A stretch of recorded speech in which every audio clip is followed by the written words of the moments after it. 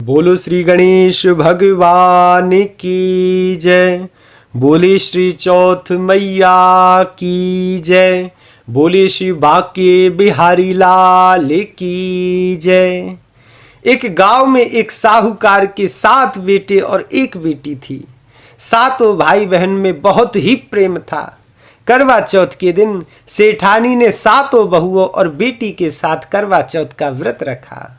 सातों भाई बहन हमेशा एक साथ बैठ कर के भोजन पाते थे। उस दिन भी भाइयों ने बहन से कहा कि बहन आजा हमारे साथ भोजन पाले। तो बहन ने कहा नहीं भैया, आज मेरा करवा चौथ का व्रत है। जब तक चंद्र उदय ना हो जाए, श्री चंद्र देवता को अर्घ ना दे लूं, तब तक प्रसाद नहीं पाऊंगी।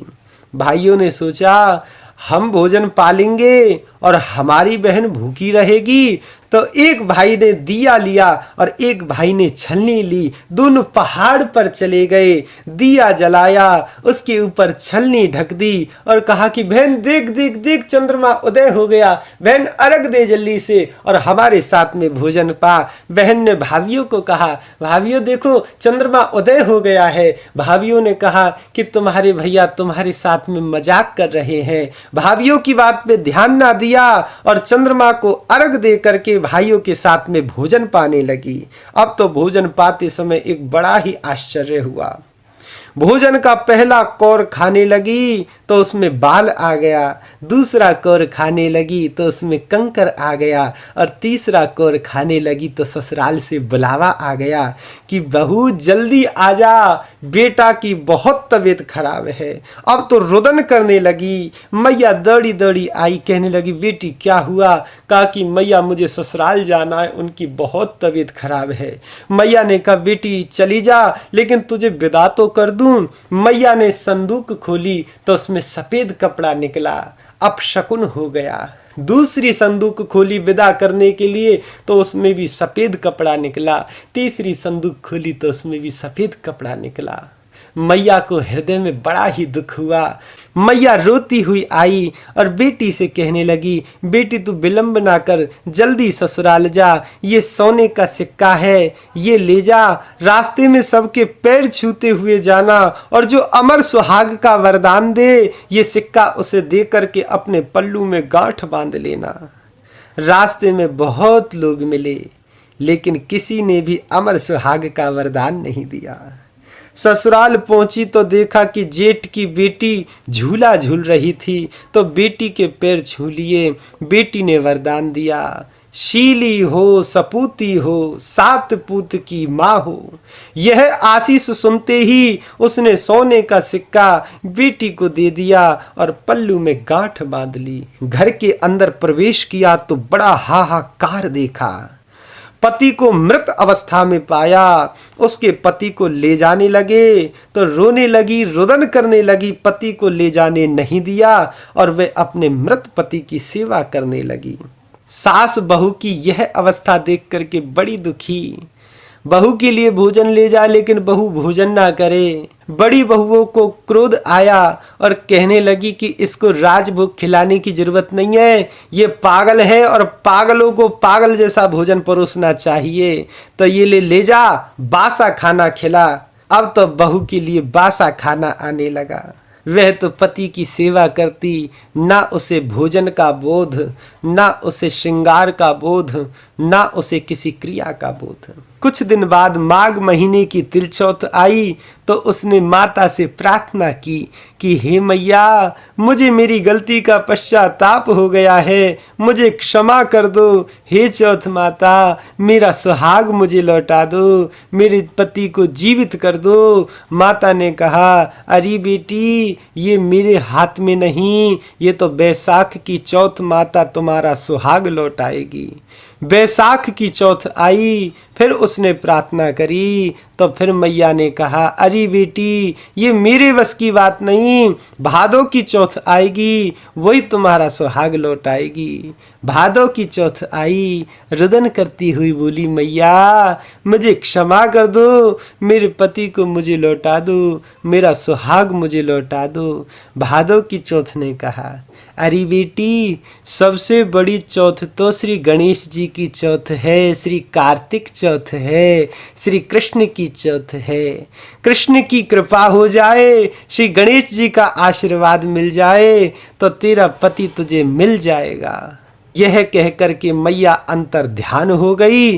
कार्तिक महीने की चौथ आई, श्री कृष्ण भगवान से प्रार्थना करने लगी। नंद नदन ए बंसी वारे कौन द्वार अब जाऊं, सबके दाता सबके स्वामी कौन की आस लगाऊं, सब जग में तेरो ही राज, आस अब कौन की करूं।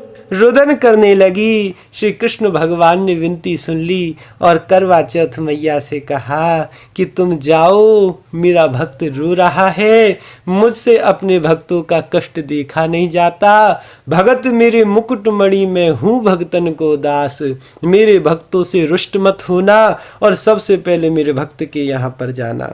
मैया आई और आकर के रुष्ट हो गई तो मैया के पैर में कांटा लग गया। जो कांटा लगा तो मैया चिल्लाई।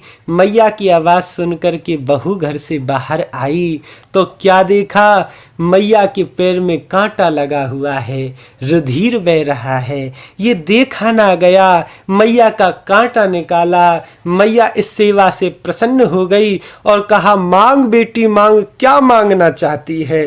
तो बेटी रोती हुई बोली, तुम ही हमारे मात पिता हो और न जग में कोई, जो कोई तेरी शरण में आयो अपनी विपदा खोई, वाको तरी जाए डूबो जहाज, आस अभी कौन की करूं। रोती हुई बोली, मैया मेरे पति को मुझे लौटा दो, मैं आपके चरणों में बारंबार वंदन करती हूँ, मैया मुझे क्षमा कर दो। मैया प्रसन्न हो गई और माता ने प्रसन्न होकर के अमर सुहाग का वरदान दे दिया। उसका पति उठ गया और बोला, तुम अपने पीहर से कब आई, मेरे को कितनी सुंदर नींद आई थी। तब उसने अपने पति को बताया कि वह 12 महीने से उसकी सेवा कर रही थी और चौथ माता ने उसका सुहाग उसे लौटाया है। दोनों पति पत्नी मिलकर के चौथ मैया के चरणों में प्रणाम करने लगे, नाना प्रकार की कथाओं से उनका गुणगान करने लगे। इधर मैया बड़ी दुखी थी।